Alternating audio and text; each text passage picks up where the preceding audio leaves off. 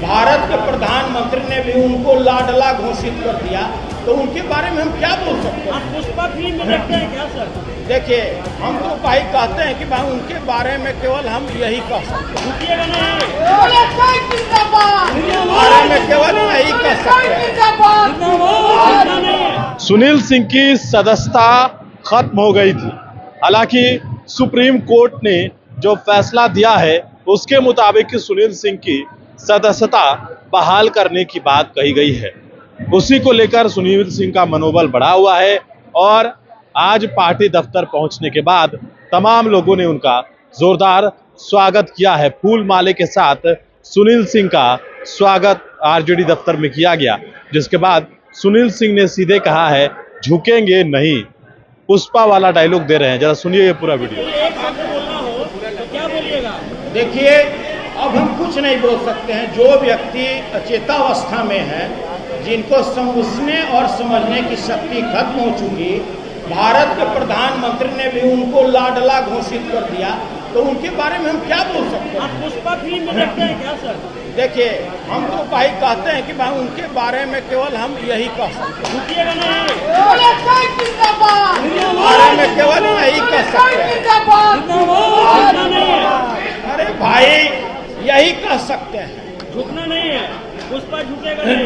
अरे भाई, जहाँ पर न्याय की लड़ाई है वहाँ क्या झुकना है? ऐसे ऐसे 100 पर कुर्बान है, 100 पर। अरे भाई, ऐसे हम इधर से करें? अरे भाई, देख करिए, एक बार करिए, एक बार करिए।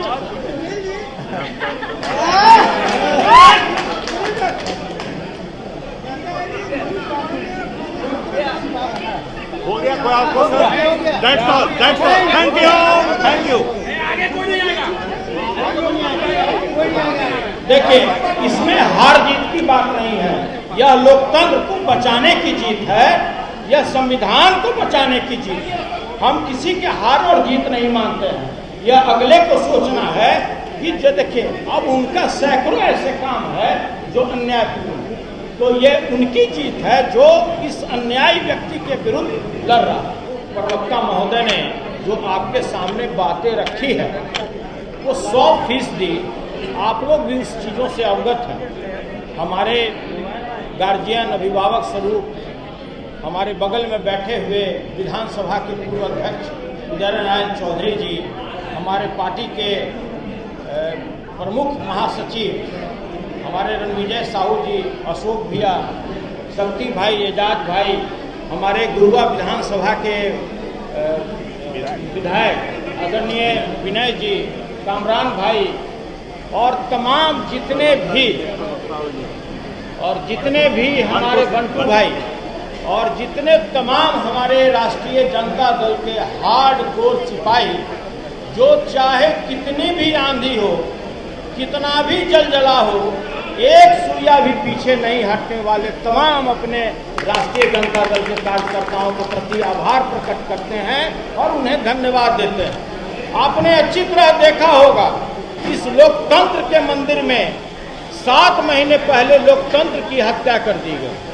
यह बात किसी से छुपी हुई नहीं थी। कसूर क्या था? मैं आप ही लोगों से जानते हैं कि मेरा कसूर क्या था।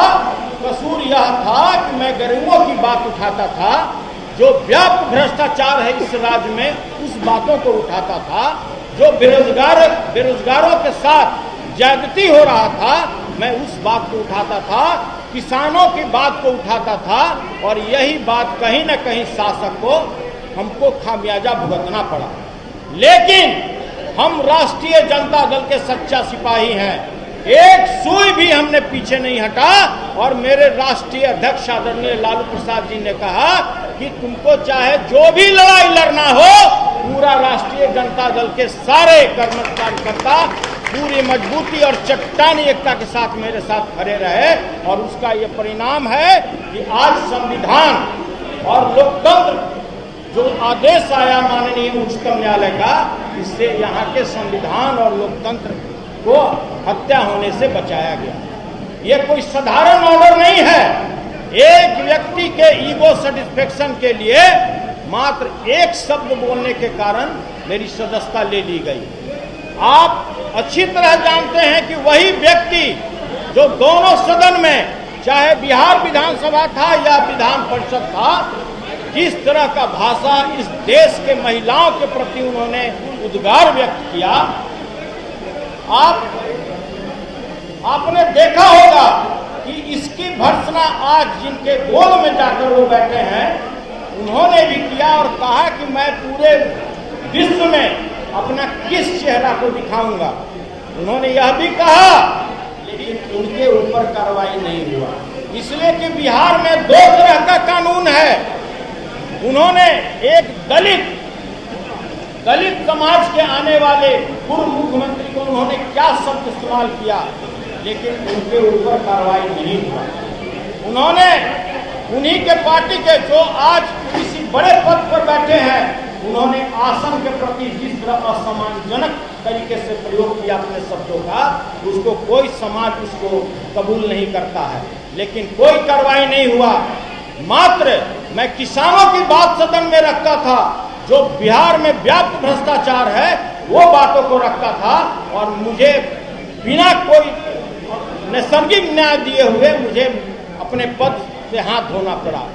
मैं जिस तरह से हमारे राष्ट्रीय जनता दल के तमाम कार्यकर्ता और तमाम मेरे नेता और पदाधिकारी मेरे पीठ पर चट्टानी एकता की तरह खड़ा हुए और जिस तरह से मेरा स्वागत किए, ऐसा 100 पद भी कुर्बान है, इसके लिए मुझे कहीं भी चिंतित नहीं होना। और उतना ही नहीं, आप मेरे आवाज को नहीं दाब सकते हैं। जब मैं सदन में जाऊंगा तो मैं पुनः गरीबों की बात उठाऊंगा, शोषितों की बात उठाऊंगा, बेरोजगारों की बात उठाऊंगा, किसानों की बात उठाऊंगा, और जो हमारे किसान भाई हैं, जिस तरह से इस राज्य में उनका शोषण हो रहा है, उनका दोहन हो रहा है, यह बात को मैं पूरी मुस्तैदी से उठाऊंगा। और आज जो माननीय उच्चतम न्यायालय ने जो हम लोगों को न्याय दिया है, यह हमारी जीत नहीं बल्कि संविधान को बचाने की जीत है, लोकतंत्र को बचाने की जीत है। और इसके साथ ही हम अपने तमाम मेरे जितने भी साथी हैं, जितने भी हमारे कर्मठ कार्यकर्ता हैं, तमाम लोगों के प्रति मैं सैल्यूट करता हूं, आभार प्रकट करता हूं, और विशेष रूप से आभार प्रकट करता हूं राष्ट्रीय जनता दल के राष्ट्रीय अध्यक्ष आदरणीय लालू जी के प्रति, जो उन्होंने न मुझे बल दिया, मुझे सबल दिया कि चाहे यह लड़ाई तुमको किसी अंजाम तक पहुंचाना है, पूरी पार्टी तुम्हारे साथ कदम से कदम मिलाकर खड़ी है। हम आभार प्रकट करते हैं नेता प्रतिपक्ष आदरणीय तेजस्वी यादव जी के प्रति, जिन्होंने कदम कदम पर मेरा साथ दिया और कहा कि कभी भी आपको झुकना नहीं है, चाहे कितनी भी बड़ी शक्ति हो, आपको पूरे मुस्तैदी के साथ उसका सामना करना हो। और आज वही हुआ कि आज माननीय उच्चतम न्यायालय ने न्याय का साथ दिया, वहां सच्चाई का जीत हुआ, और मैंने कहा सत्यमेव जयते। और इसी के साथ तमाम अपने साथियों के प्रति आभार प्रकट करते हैं, तमाम अपने नेताओं के प्रति आभार प्रकट करते हैं, और उन तमाम लाखों कार्यकर्ताओं जो दिन रात मेरे साथ चट्टानी एकता की तरह खड़ा रहे, उनके प्रति आभार प्रकट करते हैं। और इसी के साथ वाणी को विराम देते हैं। जय हिंद, जय भारत, जय लालू।